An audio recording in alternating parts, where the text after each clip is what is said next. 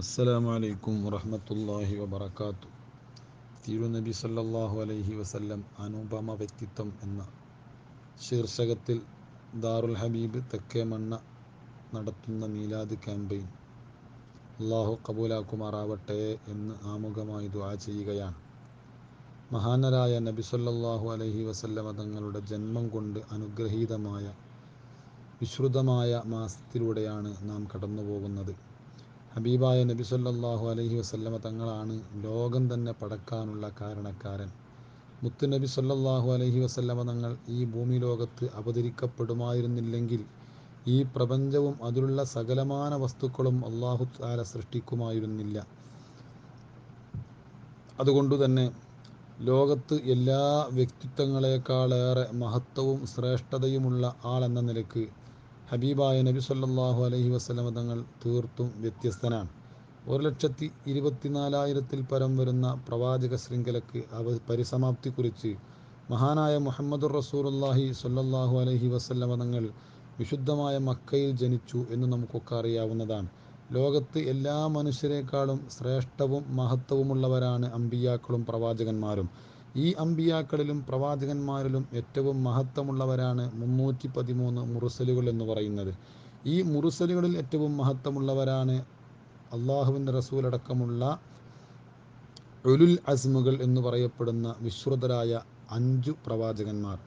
ആ 5 പ്രവാചകന്മാരിൽ ഏറ്റവും മഹത്വം അലങ്കരിക്കുന്നയാളാണ് മഹാനായ മുഹമ്മദുർ റസൂലുള്ളാഹി സ്വല്ലല്ലാഹു അലൈഹി വസല്ലമ തങ്ങൾ.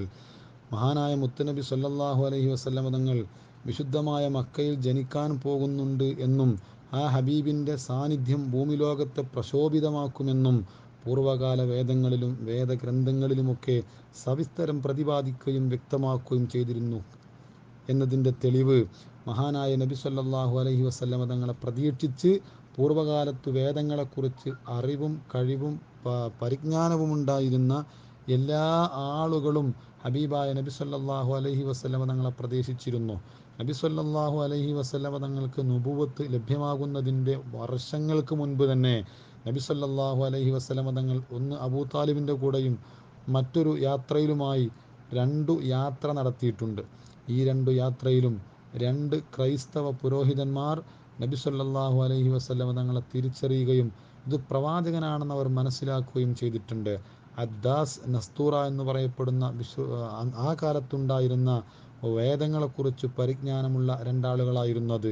എന്നു മാത്രമല്ല മഹാനായ നബി സല്ലല്ലാഹു അലൈഹി വസല്ലമ തങ്ങൾ 40 വയസ്സ് പൂർത്തിയായി ഏകാഗ്രതയിൽ ഗാർ ഹിറായിൽ ചെന്ന് ഇരുന്ന് ആരാധനയിൽ മുഴുകിക്കൊണ്ടിരുന്ന് ഒരു ദിവസം മലക്ക് ജിബ്രീൽ അലൈഹിസ്സലാത്തു വസ്സലാം അള്ളാഹുവിൻ്റെ റസൂലിൻ്റെ സവിധത്തിൽ ഹാളിറാവുകയും സന്നിഹിതരാവുകയും നബി സല്ലല്ലാഹു അലൈഹി വസല്ലം തങ്ങളെ അണച്ചുകൂട്ടിപ്പിടിച്ച് ഓതാൻ ആവശ്യപ്പെടുകയും ചെയ്ത ചരിത്ര വസ്തുത നമുക്കൊക്കെ അറിയാം. ഈ വിഷയം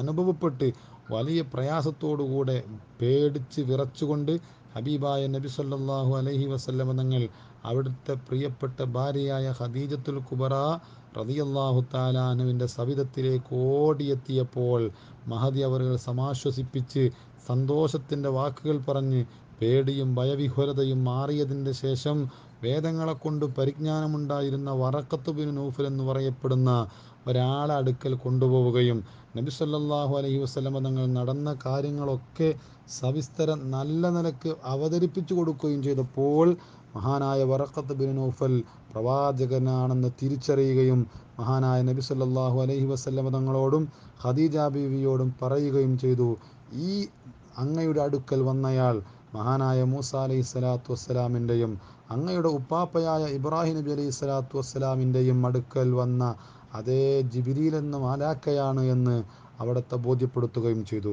ചുരുക്കി പറഞ്ഞാൽ പ്രവാചകനായി നിയോഗിക്കപ്പെടുന്നതിന് മുൻപ് തന്നെ ഒരുപാട് അത്ഭുതങ്ങളും ഒരുപാട് അമാനുഷികമായ കഴിവുകളും ലോകത്ത് പ്രകടിപ്പിക്കുകയും തീർത്തും ഒരു അസാധാരണ യുവാവായി, ഒരു അസാധാരണ ബാല്യമായി, ഒരു അസാധാരണ ശൈശവമായി മഹാനായ നബി സല്ലല്ലാഹു അലൈഹി വസല്ലമ ജീവിച്ചു കാണിച്ചു. ഹബീബായ നബി സല്ലല്ലാഹു അലൈഹി വസല്ലമ തങ്ങളുടെ ജീവിതത്തിൽ ഒരു തെറ്റും കാണാൻ കഴിയുകയില്ലെന്ന് മാത്രമല്ല അനീതിയാണെന്ന് തോന്നിക്കുന്ന വിധത്തിലുള്ള ഒരു സംഗതിയും ആർക്കും ഹബീബിൻ്റെ ജീവിതത്തിൽ ദർശിക്കാൻ കഴിഞ്ഞിട്ടില്ല. മഹാനായ നബി സല്ലല്ലാഹു അലൈഹി വസല്ലമ തങ്ങൾ പ്രസവം കഴിഞ്ഞ് റസൂലുള്ളാഹിയെ പ്രസവിച്ച് മഹതിയായ ആമിന ബീവി റളിയല്ലാഹു തആല അൻഹ മുലയൂട്ടാൻ വേണ്ടി ഹലീമത്തു സഅദിയയുടെ അടുക്കലേൽപ്പിച്ചു. ഹലീമത്തു സഅദിയക്ക് അന്ന് കൂടെ വേറൊരു കുട്ടിയുണ്ടായിരുന്നു, ലംറത്ത്. ഈ രണ്ടു പേർക്കും മുല കൊടുക്കണം. നബി സല്ലല്ലാഹു അലൈഹി വസല്ലമ തങ്ങൾ ഒരു സ്ഥലത്തിൽ മാത്രം മുല കുടിക്കുകയും മറ്റു സ്ഥലം തൻ്റെ സഹചാരിയായ ലംറത്തിന് വേണ്ടി ഒഴിച്ചിടുകയും ചെയ്ത ആ വലിയൊരു നീതിബോധം അള്ളാഹുവിൻ്റെ റസൂൽ സല്ലല്ലാഹു അലൈഹി വസല്ലമ തങ്ങൾ ചെറുപ്പം മുതൽ തന്നെ മാതൃകായോഗ്യമായ ജീവിതം നമുക്ക് കാണിച്ചു തന്നു. ഹബീബായ നബി സല്ലല്ലാഹു അലൈഹി വസല്ലമ തങ്ങൾ ഒരു ചെറിയ വിഷയങ്ങളിൽ പോലും അപരനെ വേദനിപ്പിക്കുകയോ നോവിക്കുകയോ ചെയ്യുകയില്ലെന്ന് മാത്രമല്ല, അത് ചെയ്യരുതെന്ന് ലോകത്തെ പഠിപ്പിക്കുകയും ചെയ്തു.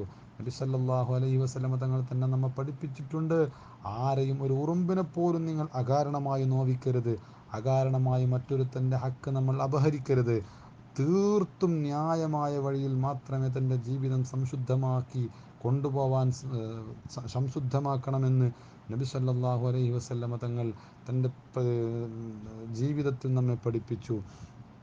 ആ പ്രവാചകർ സല്ലല്ലാഹു അലൈഹി വസല്ലമ തങ്ങളുടെ വിശുദ്ധമായ ജന്മം കൊണ്ട് അനുഗ്രഹീതമായ മാസമാണ് വിശുദ്ധമായ റബീഉൽ അവ്വൽ. ഇതിൻ്റെ 12-ാമത്തെ ദിവസം ഒരു തിങ്കളാഴ്ച സുബ്ഹിയോടടുത്ത സമയം നബി സല്ലല്ലാഹു അലൈഹി വസല്ലം തങ്ങൾ മക്കയിൽ ജനിക്കുകയുണ്ടായി. അത്ഭുതങ്ങളേറെ പറയാനുണ്ട്, പറഞ്ഞവസാനിപ്പിക്കാൻ കഴിയില്ല. നബി സല്ലല്ലാഹു അലൈഹി വസല്ലം തങ്ങളുടെ മഹത്വങ്ങൾ വിശദീകരിച്ച് അത് എഴുതി തീർക്കാൻ ലോകത്ത് ഒരാൾക്കും സാധ്യമല്ലെന്ന് മാത്രമല്ല, എതിരാളികൾ പോലും ഹബീബിനെ വിമർശിക്കാൻ വേണ്ടി പേജുകളും ലേഖനങ്ങളും നിരത്തിയപ്പോൾ പോലും അവർക്കൊക്കെ സാധിച്ചത് ഹബീബായ നബിയുടെ ആ പവിത്രമായ ജീവിതത്തെ അനാവരണം ചെയ്യാൻ വേണ്ടി മാത്രമേ അവർക്കൊക്കെ സാധിച്ചിട്ടുള്ളൂ. അല്ലാഹു സുബ്ഹാനഹു വ തആല മുത്തുനബിയെ പിൻപറ്റി ജീവിക്കാൻ നമുക്കൊക്കെ തൗഫീഖ് നൽകുമാറാവട്ടെ. അസ്സലാമു അലൈക്കും വറഹ്മത്തുള്ളാഹി.